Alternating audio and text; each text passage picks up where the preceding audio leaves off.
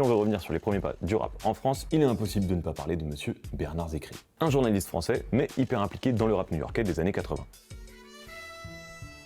Quand Bernard s'installe à New York, il découvre une partie de la culture hip-hop,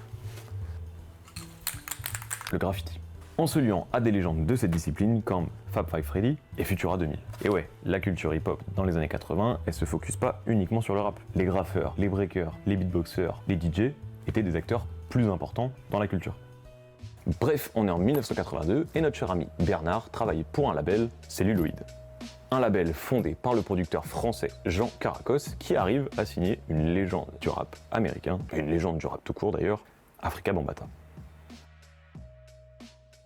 Et à cette époque, Bernard Zecri est proche du magazine Actuel, dont les membres ont une idée exceptionnelle, organiser la toute première tournée hip-hop en France. Après avoir obtenu le soutien d'Europe 1 et la Fnac, le projet est lancé sous le nom de New York City Rap Tour. C'est la toute première fois que des artistes américains se produisent sur des scènes hors des États-Unis. Le public français et londonien font donc découvrir pour la première fois des DJ, des breakers et bien évidemment des rappeurs.